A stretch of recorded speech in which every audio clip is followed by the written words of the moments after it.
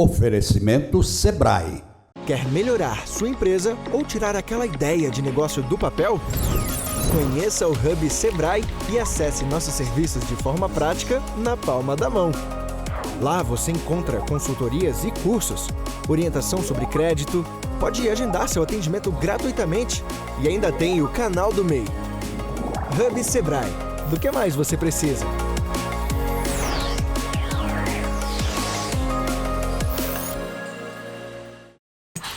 Quem tem um negócio está sempre pensando nos desafios.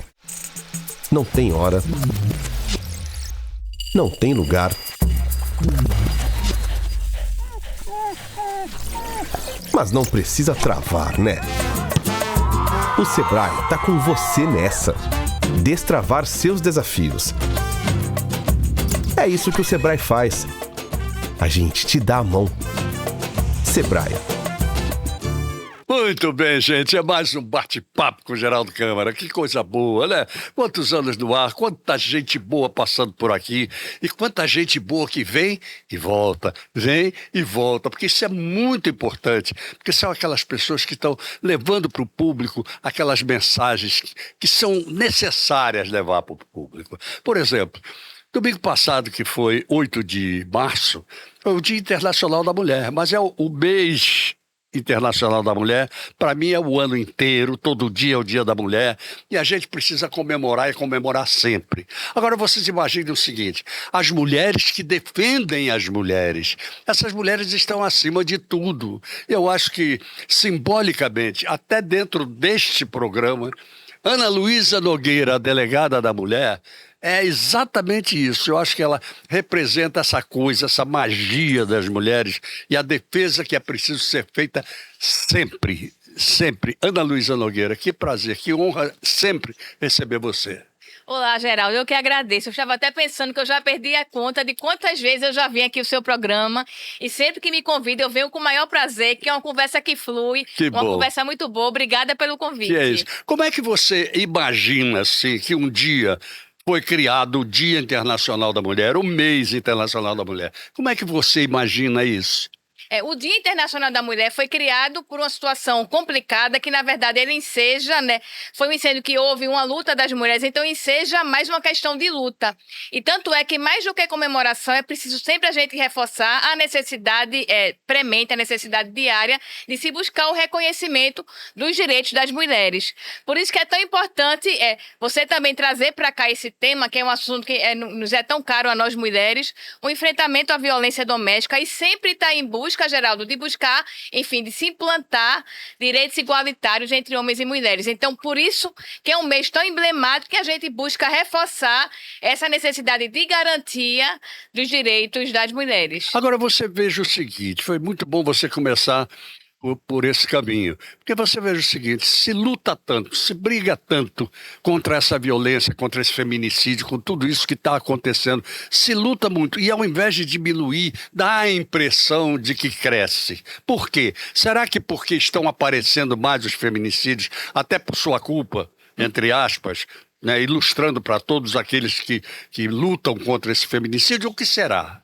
Você tratou um caso muito importante. Primeiro, é preciso sempre a gente reforçar que nós temos uma legislação muito dura. A Lei Maria da Penha, a Lei 11.340, está em vigor desde o ano de 2006 e ela representa uma mudança de paradigmas no enfrentamento à violência. Eu estou na polícia há 22 anos, estou inclusive antes do advento da lei. Perfeito. E eu lembro bem como era. Quando o homem batia na companheira, ele ia à delegacia, assinava o que se chama termo circunstanciado de ocorrência, se comprometendo a comparecer posteriormente ao Poder Judiciário, e a pena aplicada era uma pena alternativa. Na quase totalidade dos casos era uma doação de cesta básica. Era desmoralizante. Desmoralizante. Então hoje não, hoje dá cadeia, porque o lugar de homem que bate mulher é na cadeia, claro. É recolhido no sistema prisional. Temos, por exemplo, o Pacto Antifeminicídio, que foi promulgado há pouco tempo, e o crime de feminicídio hoje, que é um crime autônomo, prevê a maior pena do ordenamento. É uma pena que de 20 a 40 anos, ou seja, a pena é muito alta, a pena é muito dura, dura para o feminicida. Foi interessante você colocar isso, porque muita gente não sabe. Quando você diz assim, é um crime autônomo, ou seja, ele não tem nada a ver com o homicídio. Isso, porque anteriormente a pessoa que matava a mulher, enfim, o homem que matava a mulher, era um homicídio. Perfeito. Depois veio a lei de feminicídio, Perfeito. que tornou um homicídio qualificado, justamente para ter uma punição diferenciada. E hoje, ainda bem, é um crime autônomo. E o que isso implica? Primeiro, a pena é mais alta. E segundo, os benefícios que eram concedidos, por exemplo, alguns crimes que não são equiparados a hediondo, porque o feminicídio hoje é equiparado a crime hediondo. Então, esses benefícios não são ofertados. Por exemplo, a saidinha, né, uma progressão de regime, são ofertados com muito mais rigor ao autor do feminicídio. Ou seja, a lei é dura. O que precisa é a sociedade, de uma vez por todas, compreender que homens e mulheres têm direitos iguais para a gente, quem sabe, conseguir em algum momento reduzir esses indicadores. Agora, vocês, por exemplo, que trabalham diretamente com esse assunto, que tem, inclusive, a possibilidade de ter uma participação de conversa, etc., com esses criminosos do feminicídio, quais são as causas mais relevantes que são apresentadas por eles? As desculpas sempre são desculpas completamente equivocadas. É interessante que eles sempre jogam a responsabilidade na mulher. Alguns alegam que foi o ciúme, que foi a roupa que a mulher usou, como se ciúme, como se isso fosse desculpa para um crime tão grave. E hoje, Geraldo, o que nos causa preocupação é que boa parte dos feminicídios, ou a maioria deles, são cometidos por ex-companheiros. Então, é aquele homem que não aceita o término do relacionamento, que tem aquele conceito de posse, de propriedade sobre a mulher. É esse conceito equivocado que está por trás de tantos casos graves que a gente vê cometidos contra nós, mulheres. Você tem 22 anos na polícia. É muito tempo. Muito bem, mas em delegacias de mulher, quanto tempo? Eu estou há 4 anos. Há Atualmente 4 anos. Eu coordeno as delegacias da mulher e também eu terminei um doutorado agora há 15 dias na Universidade Federal de Alagoas, na UFAL, voltado ao estudo de violência de gênero. Eu gosto realmente do tema, eu gosto de me debruçar ali para compreender, né, fazer uma análise criminal em cima de dados, compreender essa questão da violência doméstica e familiar. Até porque é diferenciada, não é verdade? É verdade. Então é um estudo bonito. E aí eu pergunto a você, o que leva o cidadão a chegar nesse ponto de tanta violência? Você deve ter tido 1000 depoimentos. O que leva a primeira é que a gente está, enfim, a nossa sociedade está estruturada em um sistema extremamente patriarcal, machista, que sempre colocou a mulher numa situação de inferioridade. Então, boa parte dos homens, aqueles, por exemplo, os ex-companheiros que não aceitam que aquela relação terminou, é um conceito de achar que a mulher pertence a ele. Então, essa é a maior problemática. Por isso, Geraldo, que a questão do enfrentamento à violência contra as mulheres não pode se restringir apenas à segurança pública. A gente precisa chamar outros órgãos, por exemplo, o setor de educação.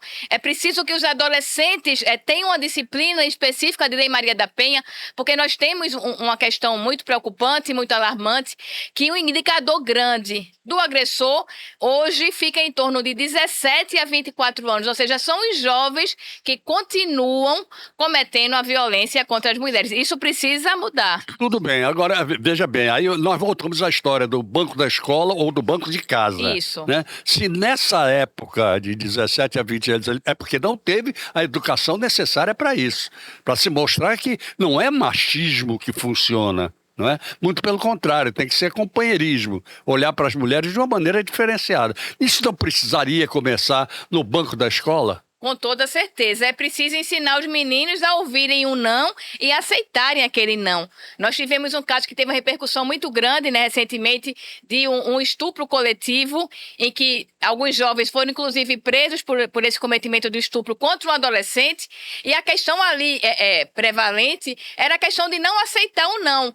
Tivemos um outro caso grave de uma pessoa que ouviu um não, até de uma funcionária do estabelecimento turístico, e foi agredida fisicamente de forma muito forte porque ela não queria beijá-lo, enfim. Então temos que ensinar os nossos adolescentes, as crianças, os meninos principalmente, o que é consentimento. Então se a pessoa disse o não, não há problema, siga em frente, né? Mas não pode aquilo ali gerar uma frustração tão grande que você vai para a violência contra as mulheres só porque é homem. Exatamente, porque é homem, porque acha que tem a questão de força, de ser que homem é sinônimo de brutalidade, e não é isso. Claro que não. Me diga uma coisa, geograficamente, você que é uma estudiosa sobre o assunto deve saber disso. Como geograficamente nós estamos divididos em termos de Brasil, em termos de machismo, de masculinidade incorreta como essa? Você tem ideia? No início se pensou, inclusive até de uma forma meio preconceituosa, que o Nordeste, por ser uma região que por isso que eu estou prevalece ali, perguntando, né, exatamente. o machismo, às vezes até o coronelismo, que isso geraria por si só um aumento. Mas não acontece, Não. acontece de forma similar no Brasil inteiro. Então, não tem muita questão com relação à geografia. O que tem é toda essa forma estrutural, né, da forma de se ver a mulher. É como se a mulher fosse inferior ao homem. É essa compreensão equivocada que acontece no Brasil inteiro. Claro. Mas você acha que as coisas podem mudar em termos até de a educação superior mesmo? Não sei até que ponto a gente precisa começar a mudar essa imagem para o futuro. Eu tenho esperança, temos que ter, com toda certeza. E é preciso também que as mulheres ocupem, né, espaços de poder, espaços de decisão, que haja igualdade entre homens e mulheres, para a gente poder, em algum momento, comemorar uma redução de indicadores e poder realmente haver menos violência contra as mulheres. Esse é um ponto importante. Agora você veja o seguinte, o Brasil é composto por 52% de mulheres, não é? Hoje é composta a população 52%. Elas estão precisando fazer uma revolução maior. Com toda certeza. Ou não? Exato. Se a gente for observar o nosso tribunal superior mais importante, que é o STF, só tem uma mulher. Uma mulher. Ela está na iminência da aposentadoria. Exatamente. Então não há nenhuma mulher no Brasil com capacidade, com discernimento, com reputação ilibada para ocupar a alta corte. É claro que há. É verdade. Então essa paridade de gênero precisa ocorrer na prática. Com certeza. Você vê agora o nosso Tribunal de Justiça agora aqui, né? Vai receber 2 desembargadoras. Saindo uma. Quer dizer, saem 2 desembargadores, uma é mulher. E entram 2. Precisa entrar muito mais. Precisa entrar. As mulheres precisam ocupar os espaços de decisão. Recentemente, Geraldo, a ONU fez um estudo e disse que para haver paridade de gênero realmente serão necessários 145 anos. Veja, é muito tempo, é mais de um século. Nenhum de nós, a gente não vai estar vivo nesse ano realmente para comemorar essa paridade. Quem sabe, né? Mas vamos torcer para Eu ainda tenho esperança. Pois é. Mas vamos torcer para esse intervalo de tempo reduzir, né? E para que em algum momento as mulheres realmente ocupem esses espaços de Muito decisão. bem, nós falamos em educação. Falamos em educar os homens para isso, Exato. ok.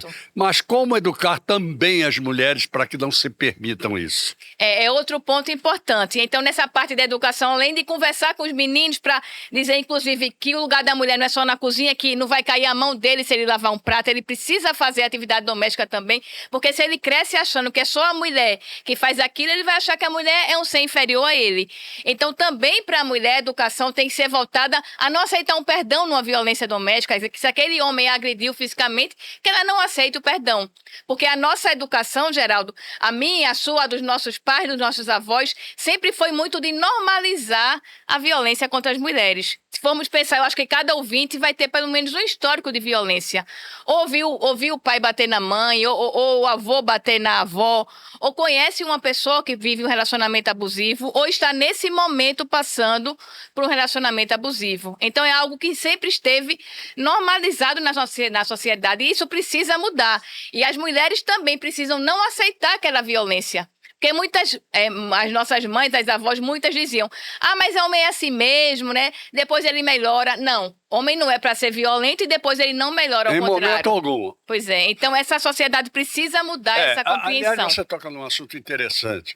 Não é questão do homem ser violento com a mulher. O homem precisa se acostumar a não ser violento. Exatamente, com ninguém, claro. com nenhum ser humano. Os seres humanos precisam conviver de uma maneira mais pacífica, que é o que não está acontecendo nesse mundo. Não é? Na verdade, se você for trazer para o mundo de hoje, você vê um louco de um presidente americano provocando guerras no mundo inteiro. No mundo inteiro. Isso começa a transformar as pessoas, sejam elas homens ou mulheres. Você não acha? É verdade, com toda certeza. E essa educação muito para o homem, voltada para a agressividade, ela termina tendo uma responsabilidade muito grande nesses indicadores de violência contra a mulher. Se a gente for pensar, o nosso sistema está tão estruturado nisso, Geraldo, que, por exemplo, o nosso próprio português, a nossa própria língua, ela é um tanto sexista. Se a gente quer, por exemplo, elogiar uma mulher, a gente utiliza um adjetivo masculina. Ela é corajosa como homem. Já me disseram tanto isso me dá uma raiva. E se a gente quer, ao contrário, depreciar um homem, usa uma palavra no sentido, usa uma palavra feminina. Ah, você está se comportando como uma mulherzinha, veja.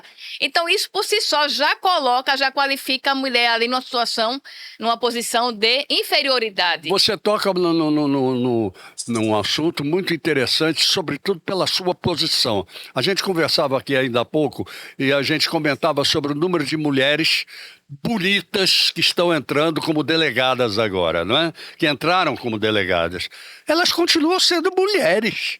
Não tem nada a ver. É verdade. Aí se levanta as suspeitas de que é isso, de que é aquilo. Não tem nada a ver. Que, aliás, é um direito que cada um tem de ser o que quiser, não é? Mas são mulheres que estão ali.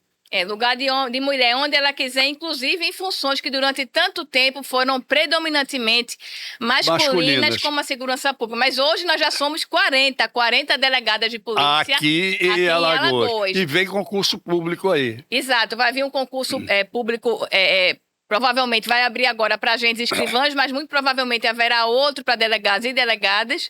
E a gente espera que esse percentual, que fica em torno de 20% ainda de mulheres, aumente no próximo concurso. Então, convocar as estudantes, né, que estão fazendo direito a fazerem também, quando finalizarem, fazerem o concurso também para a polícia, por que não?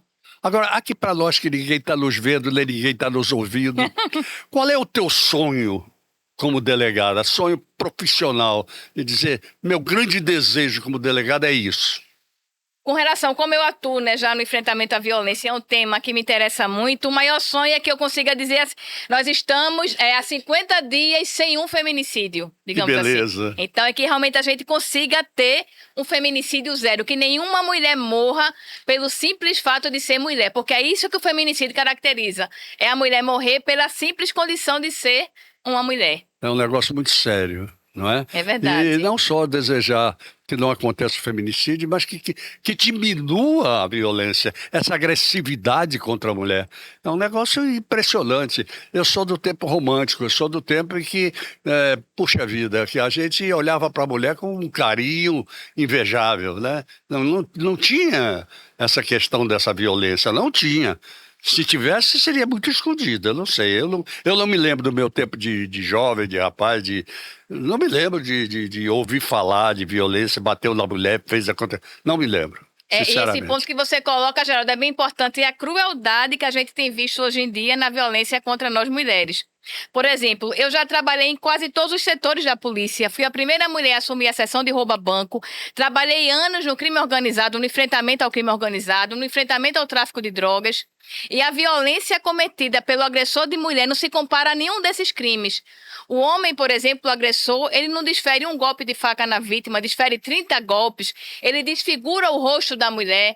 Tivemos casos, inclusive aqui em Alagoas, que houve julgamento essa semana, do pai matar o próprio filho, veja, para se vingar da ex-companheira. Então, é um ódio, é uma misoginia que eu só comparo ao fundamentalismo. E por isso que é tão importante a gente trazer esse assunto aqui também para a conversa, levar para a imprensa e levar para a sociedade inteira. Bom, você pode levar quantas vezes você quiser vir aqui para falar sobre esse assunto. Esse assunto é um assunto prioritário no nosso programa. A mulher aqui manda. Ah, que bom. Isso me faz lembrar, eu dizia para você, que a famosa Hebe Camargo, da televisão, na década de 50, ela tinha um programa na televisão que era líder de audiência, cujo título é O Mundo é das Mulheres. Com esse título, eu homenageei você nesse mês das mulheres. Muito obrigada, Geraldo. Obrigada. Para mim é sempre um prazer. Além de lhe dar os parabéns pela belíssima palestra que você fez no Tribunal de Contas essa semana. É verdade, o Tribunal de Contas teve um evento muito importante voltado à valorização das mulheres. Perfeito. E eu pude conversar com as servidoras, foi muito bom. Muito obrigado, obrigado mesmo por ter vindo. Eu que agradeço, Geraldo, obrigada. Que isso, vamos lá, até os nossos comerciais, lembrando do nosso querido Sebrae, e voltamos já. Quer melhorar sua empresa ou tirar aquela ideia de negócio do papel? Conheça o Hub Sebrae e acesse nossos serviços de forma prática na palma da mão. Lá você encontra consultorias e cursos, orientação sobre crédito, pode agendar seu atendimento gratuitamente e ainda tem o canal do MEI. Hub Sebrae. Do que mais você precisa?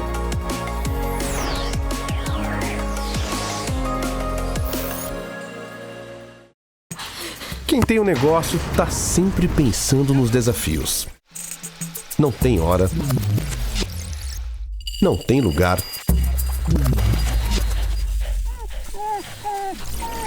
Mas não precisa travar, né? O Sebrae tá com você nessa. Destravar seus desafios. É isso que o Sebrae faz. A gente te dá a mão. Sebrae.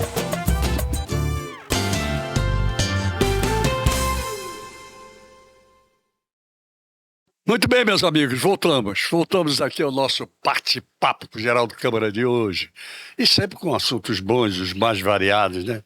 Eu estou recebendo, por exemplo, agora, a Gabriele Vieira. A Gabriele Vieira é advogada, mas o assunto que ela vai tratar não tem nada a ver com direito, nada a ver com advocacia, porque ela é a coordenadora de operação da CESAL no aplicativo chamado Até Você Digital.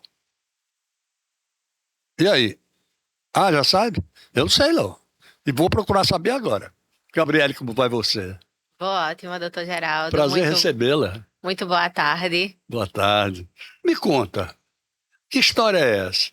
Você está na CESAL, é advogada, não é médica, não é da área de saúde, mas está com um aplicativo, me conta. Isso. Na verdade, eu sou alagoana, sou contratada pela empresa que faz a gestão do programa. O programa Saúde Até Você Digital é um programa do governo de Alagoas que leva atendimento de saúde digital para toda a população gratuitamente, direto no celular. Como assim? Vamos lá, me conta tudo, vamos lá.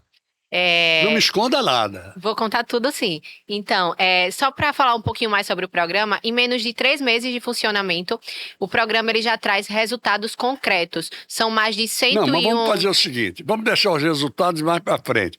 Vamos falar do que é isso, que ideia é essa, como nasceu. Vamos lá. Então, o programa Saúde Até Você Digital foi idealizado pelo governador de Alagoas e da primeira-dama do estado, a doutora Júlia Brito, e é um aplicativo que traz médicos clínicos gerais 24 horas durante 7 dias por semana, inclusive feriados, e mais o agendamento com diversas especialidades médicas, tudo na palma da mão. Como funciona? Então, o aplicativo já está disponível tanto na Apple Store como na Google Play. Então, o usuário, né, o paciente, ele vai baixar o aplicativo, vai fazer o cadastro ali, o cadastro muito simples, muito rápido, só com o nome, CPF, o e-mail, a data de nascimento. Ele vai criar uma senha, né, o sistema vai mandar uma senha por e-mail, depois ele vai entrar, vai fazer a senha dele e ele vai ter acesso imediato a clínico geral. Os clínicos gerais atendem 24 horas durante 7 dias por semana. Sim, mas ele escolhe o clínico como é? Como é que a coisa funciona? É automático na hora que ele entra? Me explica. Na verdade, é um super app de saúde. Nesse aplicativo fica concentrado toda a vida ali do paciente. Então, ele tem acesso ao histórico de consultas, a documentos médicos, a prescrição, encaminhamento. E tem uma parte no aplicativo, assim que entra, que tem solicitar atendimento com o clínico agora. Tem a parte de agendar a consulta com o especialista que vai direcionar para o suporte do WhatsApp. Então, é uma série de coisas, tudo no aplicativo. Funciona como um prontuário de saúde ali online, na palma da mão do cidadão. Muito bem, mas veja bem, vamos falar isso com calma para a gente entender. Médico é um negócio muito diferente. Médico, a gente precisa olhar na cara dele, a gente precisa estar com ele junto, ele precisa, às vezes, tocar em você e por aí vai. E essas consultas, como é que são? São só assim... Só digitais? Na verdade, é uma transformação, na verdade, digital no SUS, né? Os médicos hoje conseguem dar todo o suporte na telesaúde. É realmente um atendimento humanizado. O médico, ele tá ali, olhando para o paciente no momento da consulta. Então, o paciente, os maiores feedbacks que a gente tem é que os pacientes, eles se sentem acolhidos pelos médicos. São médicos maravilhosos atendendo ali à disposição, na verdade, de todo cidadão alagoano. A hora que ele quiser, ele entra. A hora que ele quiser. E tem médico. E tem médico para atender, sempre, 24 horas. E essa humanização, ela é feita de que maneira? Na verdade, assim, todos os médicos, no final da consulta, eles são avaliados. Então é possível que você coloque um comentário. E todos os médicos da plataforma, eles possuem avaliação acima de 7. Então, a gente com esse acompanhamento das avaliações, a gente consegue garantir realmente um atendimento humanizado. Muito bem, mas nesse atendimento, ele tem que fazer algum tipo de indicação para o cidadão, não é? Como é feita essa indicação, se ele não está naquele contato físico necessário? Então, se for um caso realmente um caso de urgência ali, o paciente está passando mal, o médico ele vai orientar que aquele paciente ele procure um serviço de emergência ou que no caso o familiar faça esse encaminhamento. Mas assim, tudo ele consegue resolver pela teleconsulta. Inclusive, antes do momento da consulta, tem várias perguntas que o paciente vai responder sobre se ele está sentindo alguma dor, como é essa dor, quando foi que ele teve, quando iniciou os sintomas, é feita uma triagem. Após isso, o médico atende. Se for necessário, ele passa um encaminhamento para um especialista, ele encaminha para especialista e também ele prescreve medicamentos, tudo pelo aplicativo, inclusive chega por SMS. Ele pode prescrever Pode, sim. assim à distância? Sim, com sem certeza. ter examinado o cidadão? Sim, com Eu certeza. estou com um problema aqui na garganta. Abre a boca, eu não vou ver. Não vou ver se a minha garganta está inflamada ou se não está. Você está entendendo o que eu estou falando? Sim. A diferença entre estar presente e não estar presente. Na verdade, até antes mesmo do momento da consulta, a plataforma ela solicita se tem algum exame para mostrar antes para o médico, se tem alguma foto. Então, no caso de dermatologia mesmo, eita, eu estou com a manchinha na pele, então eu consigo tirar foto e anexar na plataforma para antes da consulta o médico já ter acesso àquela imagem, já fazer a definição ali do que seja. Eu estou apertando você nisso porque saúde é um negócio muito sério. Com certeza. Né? A gente brincar com saúde, brincar entre aspas, com tecnologia da informação, não é fácil. Com não certeza. é fácil, apesar de nós sabermos que cirurgias são feitas à distância hoje e por aí vai. Né? Mas as consultas, elas são a base de tudo. Com certeza. Né? Por exemplo, eles fazem, olha, no teu caso é melhor você ir a uma UPA, faz? Ele faz sim, ele encaminha, o médico ele encaminha. Ele solicita também a medição, ele sempre pergunta, antes no momento dos questionários, sempre é solicitado quanto está a pressão, se teve febre, se não teve. Você falou um negócio interessante, quanto está a pressão, sei lá. E aí, o médico fica sem saber se ele realmente tiver com uma pressão alta. E no caso, o que é que acontece? Tem também a medição de sinais vitais no aplicativo. Então, a inteligência artificial faz a medição também dos sinais vitais, como pressão arterial e, no caso, a frequência cardíaca e respiratória. Como faz? A tecnologia artificial utiliza a câmera do celular para identificar, no caso, variações sutis na face por conta do fluxo de sangue. E aí ele consegue estimar, é uma estimativa. Mas a gente tem também, parte do programa, as salas de saúde digital. Já foram inauguradas 27 salas de saúde digital por todo o estado. Então, a sala de saúde digital ela é um apoio para aquelas pessoas que não têm familiaridade com a tecnologia. Então, se tiver em uma casa uma pessoa que não tem familiaridade ali com o aplicativo, com o telefone, pode se dirigir a uma unidade de saúde digital. Olha, você já começa a responder aquilo que eu queria saber. Nem tudo pode ser feito pelo celular. Isso não com tem certeza. a menor condição. Essa questão, por exemplo, da pressão arterial me deixou meio estupefato. Ou incrédulo, não sei. Não sei. Porque as coisas, principalmente para aquele pessoal que não tem nenhuma intimidade. Não sabe, às vezes, nem ligar o telefone, quanto mais fazer um negócio desse. Então, todas aqui no estado foram inauguradas 27 salas de saúde digital. Onde? Nós temos nas 6 UPAs do estado, a gente tem nos hospitais aqui de Maceió e nós estamos também avançando para os municípios. Hoje nós temos 17 salas de saúde digital inauguradas nos municípios. Bom, então aí você me desculpe, mas eu tenho que voltar atrás. Se vocês estão com as salas para atendimento, não precisa ser digital. Então, mas tem aquelas pessoas que realmente tem casos, eu vou dar um exemplo assim, uma infecção urinária. Infecção urinária é um caso que você consegue fazer pelo aplicativo. Tem pessoas que vão preferir realmente o uso do aplicativo, mas a gente tem também as salas que têm o objetivo também de desafogar as filas e a gente ia conseguir atender ali os casos de baixa complexidade. Não é fácil não. Quantas pessoas já estão utilizando o aplicativo hoje no estado? Então, são mais de 101 mil downloads do aplicativo e mais de 45 mil atendimentos clínicos realizados. E há quanto tempo foi inaugurado o aplicativo? Então, o aplicativo foi em janeiro. Foi lançado, na verdade, em dezembro, o programa, e aí teve aquela demora, né, em questão do lançamento do aplicativo nas lojas. E a partir de janeiro, o aplicativo já está disponível para toda a população. E em menos de 3 meses, no caso, a gente já tem aí uma marca de mais de 101 mil downloads. Como é feito o acesso? Precisamos dizer isso para eles. O acesso é feito pelo aplicativo. O aplicativo já está disponível Não, nas eu quero lojas. saber como é que você chega no aplicativo. Eu não, eles querem saber. Entendi. Nas lojas da Apple Store, no caso de iPhone, e na Google Play, no caso de Android. Você vai colocar lá na loja Saúde Até Você Digital e colocar para pesquisar. Presta atenção, saúde até você digital. Precisa ser tudo junto, não? Não, é separado. Separado. Separado. Saúde até você digital.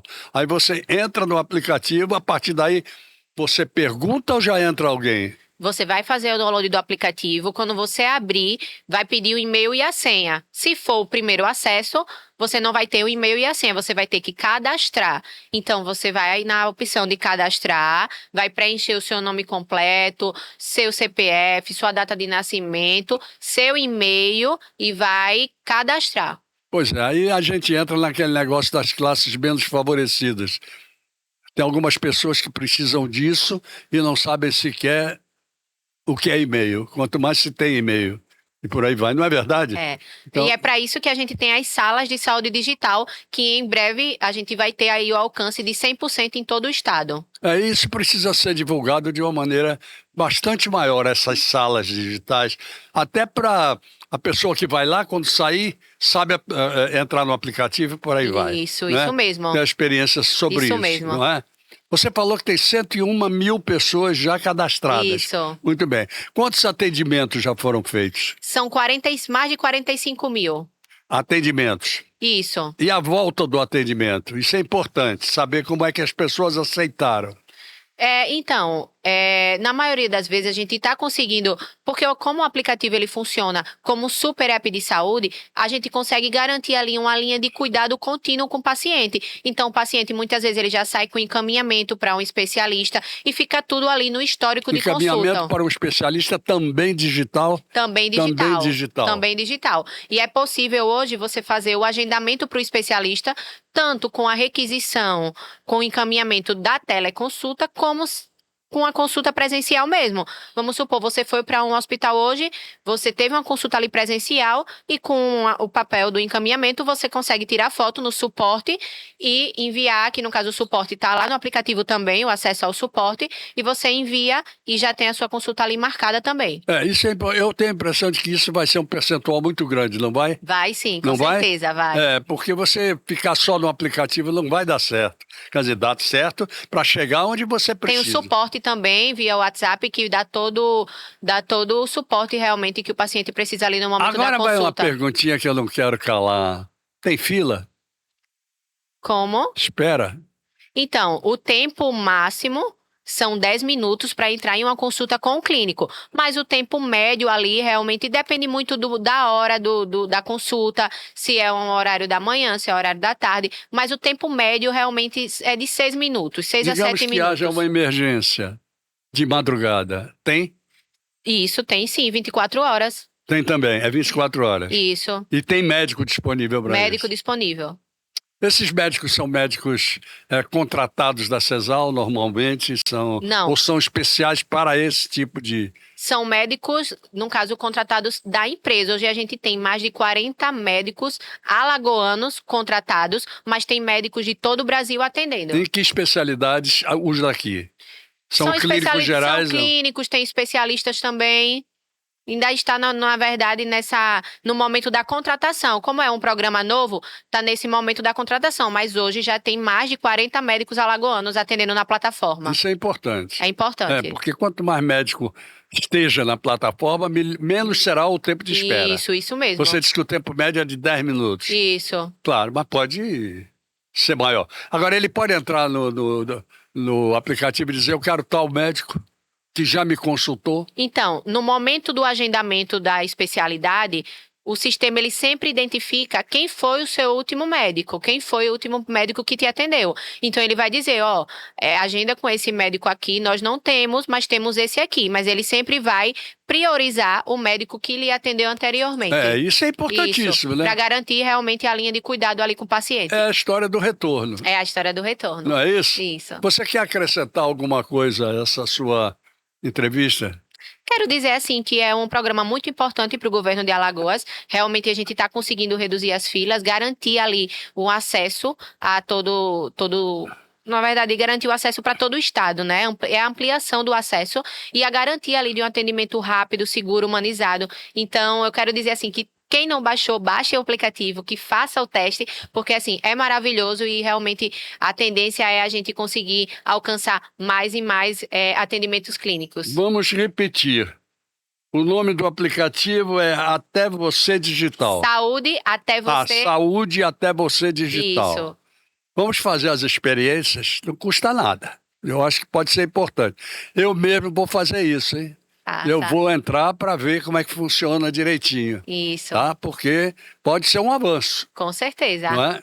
Esperamos que seja. Com certeza. Aliás, o governador Paulo Dantas, ele tem feito avanços em todas as áreas e agora também com a colaboração da primeira-dama, né, Júlia Brito. Com certeza. Então as coisas funcionam. Funcionam. Né? E vamos em frente que atrás vem gente. Vamos sim. Muito obrigado a transformação digital no SUS. Ok. Muito obrigado por você ter vindo ao nosso programa trazer essa ideia nova para aqui. Eu que agradeço. Okay? Tá bom? Leve o meu abraço a todos que fazem a CESAL e, sobretudo, os que estão trabalhando diretamente nesse aplicativo. Com certeza. Tá? Obrigado por ter vindo. Obrigada. E nós vamos até os nossos comerciais. Voltamos já. Demora não. Fique aí que a gente já volta. Quer melhorar sua empresa ou tirar aquela ideia de negócio do papel? Conheça o Hub Sebrae e acesse nossos serviços de forma prática na palma da mão. Lá você encontra consultorias e cursos, orientação sobre crédito, pode agendar seu atendimento gratuitamente e ainda tem o canal do MEI. Hub Sebrae. Do que mais você precisa?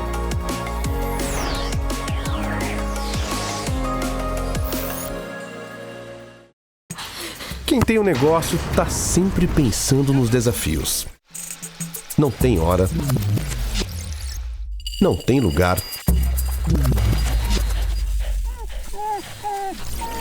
Mas não precisa travar, né? O Sebrae tá com você nessa. Destravar seus desafios. É isso que o Sebrae faz. A gente te dá a mão. Sebrae.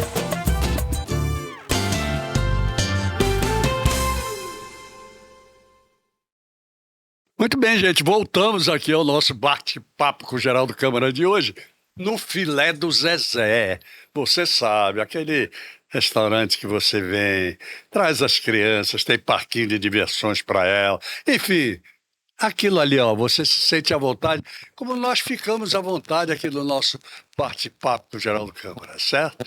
E vamos ao nosso terceiro entrevistado de hoje. Uma conversa, um papo bem informal. O nome dele é Eduardo Medeiros. Eduardo Medeiros é advogado, mas eu não vou falar de direito hoje. Não vou. Não quero saber de falar de direito hoje. Nós vamos falar de maçonaria, que é um assunto que a gente vem falando já há muito tempo. Vai acontecer um evento importantíssimo da maçonaria, exatamente aqui em Alagoas, nos próximos dias 20 e 21. E um desses irmãos está aqui comigo hoje, com o maior prazer, que é o Eduardo Medeiros. Eduardo é deputado federal. Não, rapaz, não é o deputado federal lá de Brasília, não. Ele é deputado federal da Assembleia Legislativa Maçônica. Ele vai explicar melhor do que eu, não tenho a menor dúvida. E que vai acontecer aqui com coisas importantíssimas para que você comece a entender como é a estrutura cada vez mais. Volta e meia, você sabe que nós trazemos aqui um maçom de categoria. Estamos trazendo outro hoje. Eduardo Medeiros, que prazer recebê-lo. Boa tarde a todos os amigos. O prazer é todo meu, é uma honra e uma satisfação ter a oportunidade de estar aqui nesse bate-papo, nesse programa de grande relevância, para o nosso estado e, por que não dizer, para o nosso país. Desde já eu agradeço, em nome da nossa maçonaria alagoana, em nome da minha loja lá de Santana do Ipanema, a nossa loja Amor à Verdade. É verdade. Gratidão, eu trago aqui um tríplice paternal abraço do nosso venerável mestre, Cedilson Amorim, e de todos os irmãos da loja. O venerável mestre, vai guardando os nomes como são, sempre eu peço a você para fazer isso. Venerável mestre é o da loja. É o da loja. Ele é o venerável mestre, vamos dizer assim, é o nosso líder. É a pessoa que está na administração da loja. Perfeito. Porque, Geraldo, como... São 28 lojas em todo o estado, é todo isso? o estado de Alagoas. É, No estado de Alagoas. Só né? do estado de Alagoas. A nível de Brasil é imensurável. É. Porque a maçonaria, para a gente chegar nesse ponto, como eu estou exercendo esse cargo hoje de deputado federal maçônico. Perfeito. Então, a maçonaria, assim como nós chamamos no mundo profano, então, quem não é maçom, nós temos a cultura de chamar do mundo profano, tecnicamente, né? Então, do jeito que existe a estrutura do poder da deputado federal, deputado estadual, poder judiciário, poder legislativo, né? Poder executivo, as instituições normais, né? Então, também dentro da maçonaria, nós temos também esses poderes. Então, existe dentro da maçonaria o juiz, existe o desembargador, existe o poder judiciário maçônico. Perfeito. Existe o poder legislativo, dividido em deputado estadual e deputado federal, que é nesse que eu exerço. Então, tem toda a estrutura, igualmente ao mundo profano, dentro da maçonaria. Agora, vamos explicar exatamente ao mundo profano como é que funciona essa estrutura. Essa estrutura dentro da maçonaria, É. primeiro, para poder participar, logicamente, né, seria até redundante, mas tem que ser maçom. Lógico. Então, o maçom ele é iniciado, né? Lógico. Ele é aprendiz maçom, depois ele vai galgando os cargos, tem uma estrutura dentro da maçonaria, e aí para poder ele participar, como no meu caso hoje, como eu sou deputado federal, para poder ele participar da eleição, Geraldo, porque para os nossos telespectadores, né, eles entenderem um pouco, você participa de uma eleição. Então, os irmãos da loja, eles é quem votam. É como se não fosse for uma eleito, eleição no parlamento. uma eleição no parlamento, justamente. Então você coloca seu nome à disposição e aqueles irmãos têm campanha, praticamente isso para quem é maçom, né? E então vai votar, aquele maçom que está em dia com suas obrigações, ele está apto ao voto, assim como o eleitor civil, bem a estrutura bem comparativa. E aí ele vai votar, eleito como eu fui, nós iremos representar o estadual, ele vai representar na Assembleia Legislativa Estadual, que é aqui em Maceió. Então, por exemplo... O estadual, o deputado estadual. Deputado estadual. Mesma Então, coisa. isso. Então, por exemplo, um maçom que seja lá de Delmiro Gouveia, Perfeito. ele vai vir aqui para... Mensalmente tem as reuniões aqui na capital alagoana, que se reúnem os deputados estaduais e ele vai deliberar sobre esses assuntos da maçonaria estadual. Um maçom de Maragogi, no qual eu mando aqui um tríplice paternal abraço para os nossos irmãos lá de Maragogi. Um maçom aqui de Maceió, então vai ter a Assembleia Estadual. Vai se reunir. E aí, no meu caso, como eu sou deputado federal... Só um parênteses, para chegar lá também. O que deliberam os deputados estaduais nas assembleias? Nas assembleias. Que tipo de deliberações existem? Os deputados estaduais, primeiramente, eles vão aprovar as contas tanto do legislativo como das lojas. Então, porque as lojas existe contador, que é maçom, existe para poder apurar essas contas. Então, ele funciona como se fosse a própria Assembleia Estadual, que vai aprovar as contas dos municípios, que vai legislar sobre alguma lei estadual, alguma lei maçônica de caráter estadual, algum segmento, alguma norma, algum normativo de caráter estadual. Algo que seja implantado numa loja maçônica, por exemplo. Então, esse projeto de lei ele vai ser uma loja lá de Piaçabuçu. Ela tem uma situação que ela acha interessante que seja implantado nas lojas de Alagoas, não nas lojas a nível de país. Porque, às vezes, como deputado federal, eu posso pegar um exemplo que está dando certo aqui no nosso estado e levar para a Assembleia Federal. Perfeito. Assim como ocorre nas câmaras, né, municipais, Mesma coisa. a Assembleia Estadual pode ter um projeto de um deputado estadual profano que dê certo e um deputado federal copie e leve para esse projeto ser a nível de Brasil. Então, primeiramente, eles fazem a aprovação de contas, prestação de contas das suas lojas, normativos, algo que seja de caráter estadual. Muito bem. Aí eu tenho que fazer uma pergunta que me parece interessante até para o público entender. Aprovação de contas. Qual é a origem das contas? Qual é a origem do dinheiro? Muito boa a sua pergunta e para a gente dar Exatamente. até essa prestação de conta à sociedade. Pois na é, verdade. exatamente. Porque Pra eu faço... eles começarem a entender a importância da maçonaria, que eu digo sempre, é fazer o bem sem ver a quem. Isso, verdade, Geraldo. Eu abro aqui um parênteses antes de responder essa sua pergunta, mas eu abro aqui um parênteses iniciando, logicamente, para a gente também deixar isso claro à sociedade, que a maçonaria ela não é uma religião.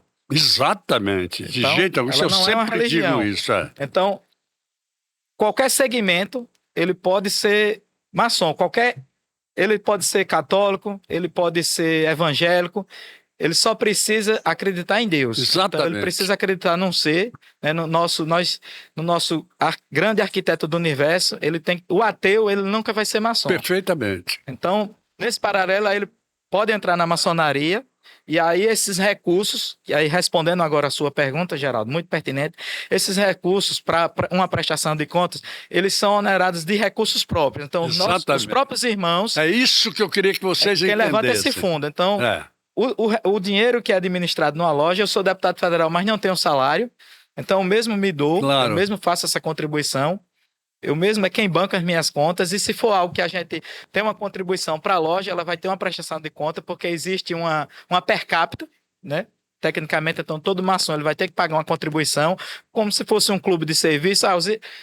A sociedade aí definiu, vamos montar um clube de futebol. Então, é necessário ter uma diretoria. Lógico. Né? Um presidente, um secretário, um tesoureiro. Esse clube de futebol ele vai arrecadar um recurso para poder pagar o aluguel do prédio, para poder pagar material de limpeza, para poder pagar um carro de som. Com certeza. Então, nessa estrutura, E ela vai ter poder essa fazer o situação, bem. para poder fazer o bem. Exatamente. Justamente. Isso é muito importante. Bom, continue então com a sua preleção sobre essa organização. Nós paramos aí do deputado estadual. E do exatamente. Do federal. Então, essas reuniões do estadual é aqui em Maceió. E aí, o deputado federal, que é justamente no ápice que nós chegamos aqui nessa reunião, que no início do programa você falou que vai ter essa sessão da Soberana Assembleia Federal Maçônica, que vai acontecer aqui em Maceió, né, aqui no estado de Alagoas, no dia 20 e 21, sediada na cidade de Maceió, que isso demonstra, Geraldo, o poder da maçonaria alagoana. Isso demonstra como a maçonaria alagoana está diferenciada, está forte nesses últimos anos, porque a gente está sendo agraciado. Brasília, a sede da maçonaria a nível nacional, ela estará sediada em Maceió, estará sediada em nosso estado de Alagoas, e isso só demonstra poder forte e o equilíbrio que a maçonaria está no momento atual. Então, a maçonaria hoje existe, como a gente falou, Geraldo, existe o grão-mestre, que é das lojas, né? E existe o eminente de grão-mestre, que é aquele líder, vamos supor assim, que ele é o responsável por todas as 28 lojas do nosso estado, no qual aqui eu já mando um abraço e parabenizo o nosso eminente grão-mestre, o irmão Otávio Lessa, que na pessoa dele eu parabenizo a todos os irmãos maçônicos, a todos os deputados federais e estaduais do nosso estado. Esse evento, Geraldo, é de grande importância para a sociedade alagoana e para a maçonaria alagoana, porque nós estamos demonstrando fortaleza, união, credibilidade para que... Não é fácil. Você está transferindo essa reunião para Alagoas. Não tenha dúvida. Agora, aí eu abro até um parênteses para mandar também aquele meu abraço para meu amigo Otávio Lessa. Agora vou usar irmão, mas não como irmão de maçonaria, mas irmão mesmo, no sentido de amizade, de tudo. Eu acompanho o Otávio Lessa há 28 ou 29 anos, sei lá. Trabalho com ele há 10 anos direto. É uma figura maravilhosa e é uma figura empreendedora. Sim. Então, se eu hoje converso sobre maçonaria, eu agradeço a ele. Agradeço muito a ele, porque ele realmente é uma figura, é um líder. Sim. Então, eu acho que a maçonaria precisa dessa liderança, no sentido, sobretudo, de fazer com que tudo isso que você está falando e mais alguma coisa chegue cada vez mais ao povo de um modo geral. Para entender e, sobretudo, acabar com os famosos segredos ou com os famosos que existiam antigamente. Né? Por quê? A maçonaria... É secular? Ela é secular e ela... Nós não temos segredos, Geraldo. A maçonaria ela é discreta.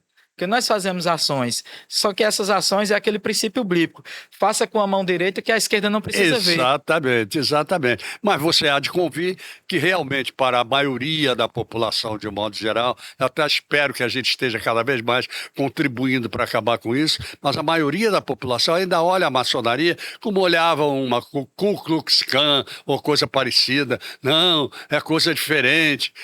Não é nada disso, gente. Nada Justamente. disso. E aí é esse grande marco que eu, Eduardo Medeiros, entendo e visualizo que o eminente grão-mestre Otávio Lessa, junto com seu eminente adjunto Eduardo Teixeira, ele vem dando essa contribuição à sociedade alagoana, e eu posso até estender isso de país, porque eu entendo, Geraldo, na minha humilde opinião, que o grande legado do irmão Otávio Lessa vai ser essa. Ele está mostrando a maçonaria para ir para a rua. Para ir para a rua. Nós estamos saindo de dentro dos templos, que é assim que nós chamamos de Perfeitamente. maçom. Nós estamos saindo de dentro das nossas lojas para ir para a rua. Essa oportunidade que você está nos dando com toda a equipe de mostrar à sociedade alagoana, de mostrar à sociedade brasileira essa situação de maçonaria. Então, nós estamos saindo e indo para a rua, juntamente com esse grande evento que vai ocorrer no dia 20 e 21, que é a sessão da Soberana. No Centro de Convenções. No Centro de Convenções, a Assembleia Federal está acontecendo com total apoio do nosso eminente grão-mestre, que vai ser a nossa reunião da Soberana Federal. Isso é um marco histórico. Isso é um marco histórico. Perfeito. E com um detalhe, para você pensarem que não é uma reunião, é uma reunião. Se espera de 500 a 1.000 pessoas no Centro de Convenções nos 2 dias 20 e 21. É uma potência. Uma potência. Isso mostra uma potência. Bom, agora eu quero entrar no âmago da reunião. A reunião vai discutir a constituição da maçonaria. A maçonaria tem uma constituição também. Sim. Quer dizer, com tudo aquilo que você explicou, é muito importante saber por que tudo isso existe. Porque existe uma constituição. Isso, justamente, Geraldo. Eu posso dizer, assim como no mundo profano, temos os deputados constituintes, que foram os deputados que fizeram a Constituição de 1988, essa que regula hoje o mundo profano, né? Temos grandes deputados constituintes e Santana do Ipanema, posso dizer, isso é agraciado, que nós tivemos um deputado não constituinte, não nascido em Santana, mas com referências em Santana do Ipanema, que foi o deputado Pedro Ferreira, que ele foi deputado constituinte, Certo. irmão do Paulo Ferreira. Perfeito. Então, e hoje, maçonicamente, Santana do Ipanema novamente é agraciada com um deputado constituinte, e aí eu estou Perfeito. tendo essa honradez Que foi de em ter que sido ano? eleito. A alteração da Constituinte vai ser agora. Então, Vai ser agora. Vai ser agora. Então, existiu a Constituição lá atrás, essa alteração geral. E Alagoas vai ficar no marco histórico da maçonaria do Brasil, do GOB, né? Porque ela vai sediar um dos momentos dessa fase da criação da Constituição, da alteração da Constituição. E eu vou poder ser deputado da Constituinte. Então, muito bem. Isso da nossa loja Amor à Verdade, que vai participar, eu represento a loja Amor à Verdade, e vai participar desse momento ímpar. E o que seria isso? Então, justamente, Geraldo, os maçons, eles são pautados por regulamentos e normas. Existe maçom que pode ser expulso. Então, se ele não seguir aquele regulamento, Perfeito. na verdade, então, é por isso que ele vai... Agora, lógico, ele vai ter o procedimento, o processo administrativo, ampla defesa, contraditório, vai passar pelo tribunal maçônico, e se essa denúncia, esse infringimento do regulamento for constatado, ele vai ser afastado. Muito então, bem. ele vai deixar de ser maçom, ele perde o cargo. E é justamente essas adequações. E aí eu acredito que chegaria nessa situação, mas essa Constituinte, o que muda? É isso que eu ia lhe perguntar. A sociedade, ela está evoluindo e nós precisamos evoluir o quanto maçom. Perfeito. Então nós vamos deliberar sobre isso para poder nessas alterações, a gente consiga já ter diversas mudanças para entrar na nova era. Nós estamos em 2025, então nós precisamos fazer algumas adequações legais e para poder essas adequações, do jeito que a sociedade vem evoluindo, nós precisamos documentar, regulamentar e aprovar. Perfeito. Eu acho de uma importância fundamental que as pessoas fiquem sabendo, por exemplo, quais são os principais pontos dessa Constituição que podem ou devem ser alterados, se puder falar. Veja, Geraldo, sim, nós podemos falar alguns pontos, elas, na verdade, ainda é um projeto, né? Nós temos um projeto. O principal ponto, ele já começa encabeçando nesse ponto que nós estamos aqui em Maceió. Porque, veja, Geraldo, essas reuniões, eu sou deputado federal, fui eleito. Então, eu sou obrigado pela Constituição de ter que ir. Existem 4 reuniões anuais. Perfeito. Nós nos reunimos em Brasília, na sede do Grande Oriente do Brasil. Perfeito. Do GOB, Grande Oriente do Brasil. Em Brasília. Como o deputado estadual se reúne em Maceió, eu tenho que ir a Brasília. Perfeito. Deputado federal, Brasília. Só que o que é que ocorre? A pandemia, e aí a gente fala, Geraldo, veja como eu estou bem à vontade. A gente fala na pandemia, ela mudou a sociedade. Então, existem algumas situações que a pandemia não permitiu, com aglomeração, que nós nos reuníssemos naquele momento físico, como é pela Como vai acontecer Constituição. agora. E como pela Constituição. Perfeito. Vamos lá. Então, o que foi que houve? Teve que ser híbrida. Teve que ser virtual. Perfeito. Então, porque os trabalhos não poderiam parar. Justamente deliberação, algo. E aí, o que foi que houve? Se houve uma alteração, mas ainda não aprovada em Constituição, para se permitir que tivesse a reunião presencial e híbrida.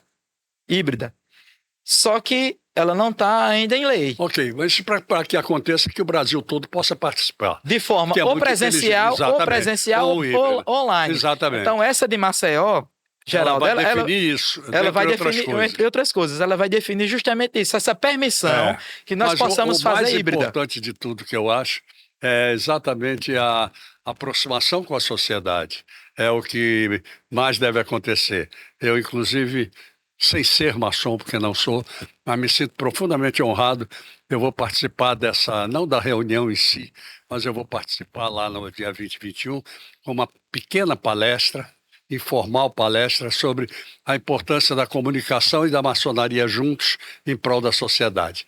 Então, é isso, cada vez mais a gente mostrar. Eu quero convidar vocês que estão nos assistindo para também depois assistirem o nosso amigo Eduardo na TV Cidadã, que ele vai dar uma entrevista lá amanhã.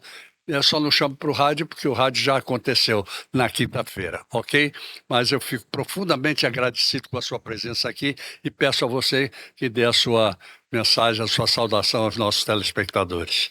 Mais uma vez, eu que agradeço, Geraldo, e a toda a equipe. É uma satisfação enorme estar aqui participando desse programa. Em nome do eminente grão-mestre Otávio Lessa, em nome dos irmãos deputados federais, nós agradecemos e faço aqui o convite a toda a maçonaria alagoana para que se empenhe, para que nós deputados federais estivemos presentes aqui no dia 20 e 21, junto com a sociedade de Alagoas, junto com a sociedade de Maceió, participando desse momento único e grandioso para a maçonaria alagoana e do Brasil. Muito bem, muito obrigado. Eu fico profundamente agradecido em trazer para o meu programa esse assunto. Obrigado por você ter vindo. Agora convido você para assistir um vídeo do Sebrae. Importantíssimo. Vamos lá. Oi, gente, estamos aqui para o nosso terceiro vídeo. Hoje a gente vai te ensinar como fazer uma assinatura digital através do gov.br.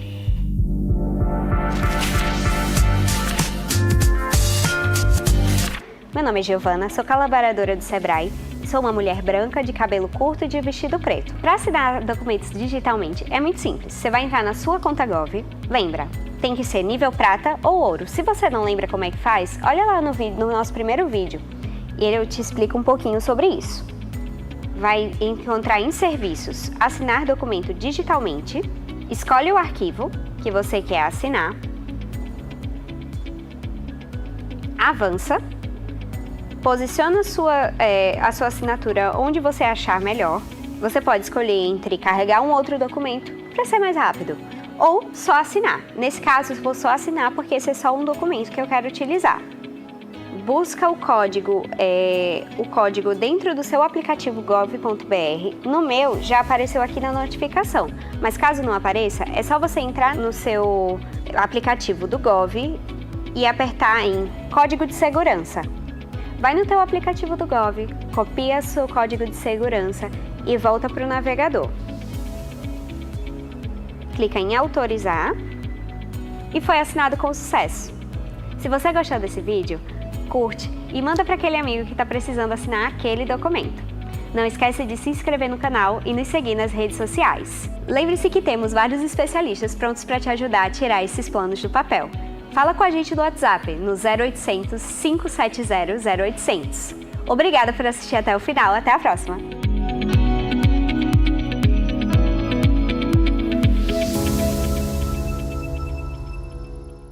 o Sebrae. Esse Sebrae que leva desenvolvimento para todo o estado. Muito obrigado por ter vindo. Obrigado mesmo. Eu que agradeço. E até o próximo sábado com vocês, se Deus quiser, com mais um bate-papo com o Geraldo Câmara. Estaremos juntos. Ele mandou dizer que quer, o encontro está marcado. Oferecimento Sebrae. Quem tem um negócio tá sempre pensando nos desafios. Não tem hora. Não tem lugar. Mas não precisa travar, né? O Sebrae tá com você nessa. Destravar seus desafios.